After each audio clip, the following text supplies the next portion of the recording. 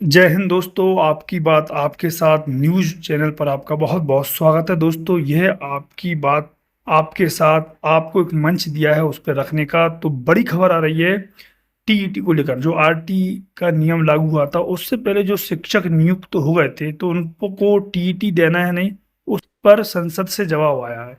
प्रश्न संख्या 212 इस संबंध में प्रश्न पूछा गया था। तो जो सेवारत शिक्षक हैं, टीईटी पर सरकार ने क्या जवाब दिया है हम विस्तार से जानेंगे। आप देखें और इसको ज़्यादा से ज़्यादा शेयर करें और उसके बाद अपने विचार नीचे कमेंट बॉक्स में जरूर लिखें।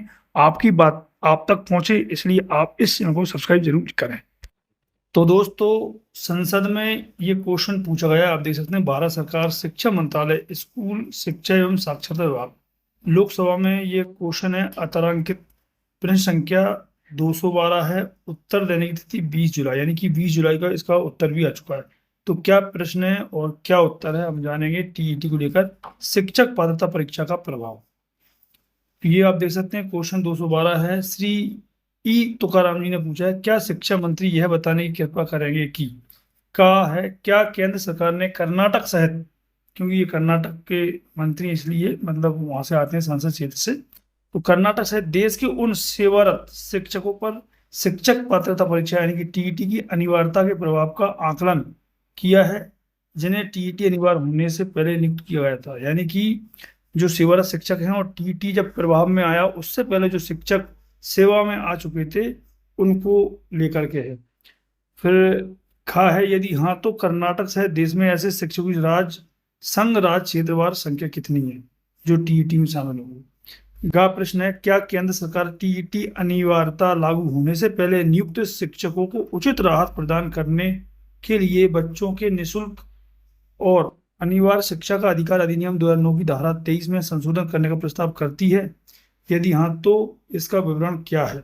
यानी कि जैसे मान लो जो शिक्षक पहले सेवा में है और टीईटी बाद में आया, जो उसका नियम बना है, तो उसका जो आरटी नियम है, अधिनियम है 2009, उसकी धारा 23 में फिर संशोधन का कोई प्रस्ताव है या नहीं, ये उसका विवरण मांगा है। और घ में है, यह सुनिश्चित करने सहित टीईटी परीक्षाएं नियमित रूप से आयोजित की जाती हैं। निर्धारित समय सीमा से पहले ऐसे शिक्षकों को टीईटी उत्तीर्ण करने में मदद करने के लिए केंद्र सरकार द्वारा क्या कदम उठाए गए हैं और उठाए जाने का प्रस्ताव है, प्रस्ताव भी मांगा। तथा और डा में है, क्या कोई अंतरिम राहत विचाराधीन है और यदि हाँ तो इसका विवरण भी दीजिए। तो इस प्रकार से ये क्वेश्चन टीईटी को लेकर पूछे गए। तो इनका उत्तर दिया गया है शिक्षा मंत्रालय में राज्य मंत्री हैं श्री जयंत चौधरी, उन्होंने दिया है। धर्मेंद्र प्रधान जी ने नहीं दिया है। तो प्रश्न का से डा तक, यानी कि एक ही में लाइन में उन्होंने उत्तर दिया है। शिक्षा संविधान की समवर्ती सूची का विषय है तथा शिक्षकों की भर्ती, सेवा शर्तें और उनकी तैनाती संबंधित राज्य सरकारों और संघ राज्य क्षेत्र प्रशासनों के प्रशासनिक क्षेत्र अधिकार के अंतर्गत आती है। यानी कि जो भर्ती की जाती है शिक्षकों की, वो संघ का है तो संघ के माध्यम से की जाती है, राज्य में है तो राज्य के माध्यम से की जाती है। तदनुसार कर्नाटक राज्य के उन शिक्षकों सहित सेवारत शिक्षकों की संख्या से संबंधित सेवा संबंधित डाटा जिन्हें अनिवार्य शिक्षक पात्रता परीक्षा यानी कि टीईटी की शुरुआत से पहले नियुक्त किया गया था, संबंधित राज्य सरकारों और संघ राज्य क्षेत्र प्रशासनों द्वारा रखा जाता है। भारत के माननीय उच्चतम न्यायालय ने दिनांक 1 सितंबर 2025 को अपने निर्णय में अन्य बातों के साथ साथ यह माना है कि शिक्षक पात्रता परीक्षा यानी कि टीईटी बच्चों के निशुल्क और अनिवार्य शिक्षा अधिकार नियम यानी कि आरटी अधिनियम 2009 की धारा 23 के तहत निर्धारित न्यूनतम योग्यताओं में से एक है टीईटी, और अधिनियम के अंतर्गत आने वाले विद्यालयों में शिक्षक के रूप में नियुक्ति के लिए अनिवार्य है। माननीय उच्चतम न्यायालय के आदेश को निम्नलिखित लिंक के माध्यम से देखा जा सकता है। ये उन्होंने सुप्रीम कोर्ट का आदेश डाल दिया।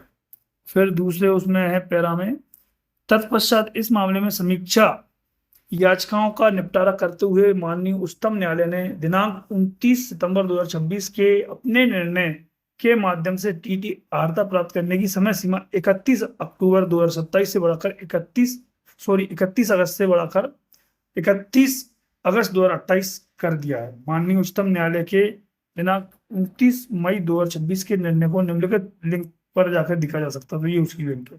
फिर अंतिम पैरा है कि माननीय उच्चतम न्यायालय ने दिनांक 29 मई 2026 के अपने निर्णय में आगे यह भी अवलोकन किया है कि संबंधित उचित सरकारों प्राधिकारियों को समय समय पर अधिमानता वर्ष में 2 बार क्रमिक परीक्षाओं के बीच लगभग 6 महीने के अंतराल के साथ शिक्षक पात्रता परीक्षा यानी कि टीईटी आयोजित करने का प्रयास करना चाहिए, ताकि पात्र शिक्षक को निर्धारित न्यूनतम अर्हता का पालन करने का उचित अवसर मिल सके। दोस्तों आप देख सकते हैं ये इस प्रकार का जवाब मिला है, जैसा क्वेश्चन था वैसा आंसर नहीं मिल पाया है, तो ये शायद गोलमोल हो सकता है। आप इस पर अपने विचार जरूर लिखें, वीडियो को लाइक करें, शेयर करें। वीडियो देखने के लिए आपका धन्यवाद। जय हिंद, जय भारत।